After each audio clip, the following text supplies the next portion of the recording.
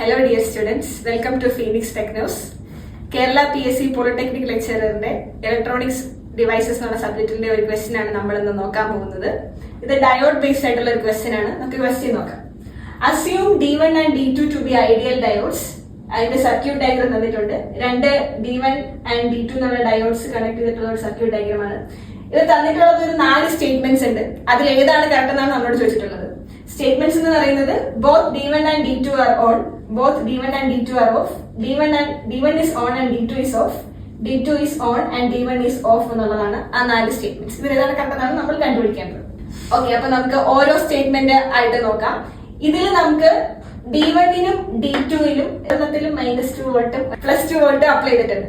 Already പറഞ്ഞിട്ടുണ്ട് D1 and D2 ideal diodes ആയിട്ട് assume ചെയ്യണമെന്ന്.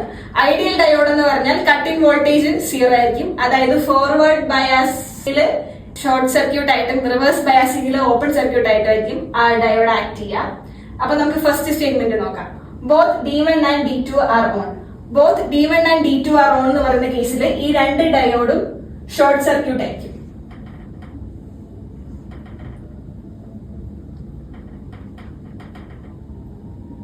അങ്ങനെ വരുന്ന ഒരു കേസില്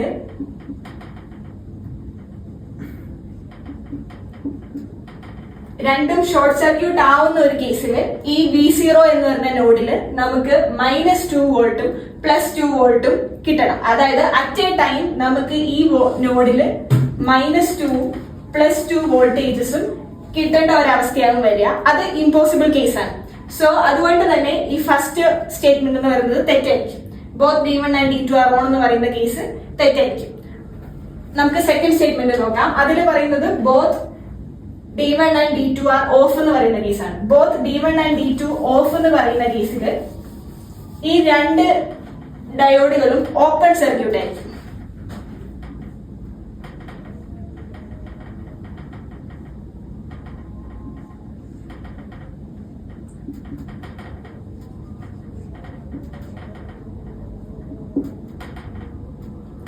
അങ്ങനെ വരുന്ന കേസിൽ ഈ V0 നോഡും -9 ഇതിൽ കറന്റിന് ഫ്ലോ ചെയ്യാൻ ഒരു ക്ലോസ്ഡ് പാത്ത് ഇല്ല. അതുകൊണ്ട് ഇതിന് അക്രോസ് ഉള്ള വോൾട്ടേജ് ഡ്രോപ്പ് 0 ആയിരിക്കും. സോ പ്രാക്ടിക്കലി പറയുകയാണെങ്കിൽ ഈ -9 വോൾട്ട് ഈ V0 എന്ന് പറയുന്ന നോഡിൽ നമുക്ക് കിട്ടണം. ഇവിടെ -9 വോൾട്ട് കിട്ടുന്ന ഒരവസ്ഥയാണ് ഉണ്ടാവുന്നതെങ്കിൽ അതിനാൽ തന്നെ ഈ രണ്ട് ഡയോഡുകളും കണ്ടക്ടിങ് ആവണം. അതിന്റെ ആ രണ്ട് ഡയോഡിന്റെയും എൻ ടൈപ്പ് സെമി കണ്ടക്ടറിലേക്ക് അപ്ലൈ ചെയ്യപ്പെടുന്ന വോൾട്ടേജ് എന്ന് പറയുന്നത് -9 ആയിരിക്കും. അതുകൊണ്ട് ഈ രണ്ട് ഡയോഡുകളും കണ്ടക്ടിങ് ആവണം. അങ്ങനെ ഒരു കണ്ടക്ടിങ് ആവുന്ന കേസ് പ്രാക്ടിക്കലി ഇമ്പോസിബിൾ ആണെന്ന് നമ്മൾ തൊട്ട് മുന്നത്തെ സ്റ്റേറ്റ്മെന്റ് നോക്കിയപ്പോൾ പറഞ്ഞിരുന്നു. അതുകൊണ്ട് തന്നെ ഈ സെക്കൻഡ് സ്റ്റേറ്റ്മെന്റും തെറ്റായിരിക്കും. D1 ഉം D2 ഉം രണ്ടും ഒരേ സമയം ഓണോ രണ്ടും ഒരേ സമയം ഓഫോ ആവില്ല. നമുക്ക് മൂന്നാമത്തെ സ്റ്റേറ്റ്മെന്റിലേക്ക് പോവാം. അത് പറയുന്നത് D1 is on and D2 is of എന്നാണ്.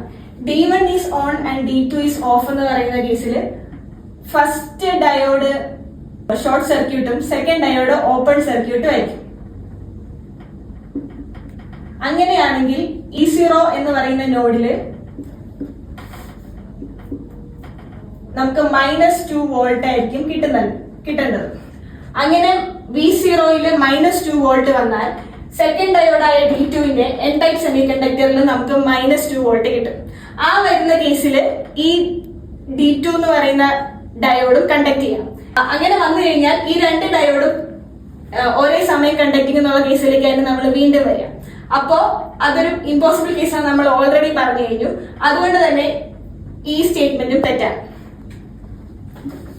അടുത്ത സ്റ്റേറ്റ്മെന്റ് എന്ന് പറയുന്നത് D2 is on and D1 is of എന്നുള്ള കേസാണ്. അതായത് ഫസ്റ്റ് ഡയോഡ് ഓപ്പൺ സർക്യൂട്ടും സെക്കൻഡ് ഡയോഡ് ഷോർട്ട് സർക്യൂട്ടും ആയിരിക്കും.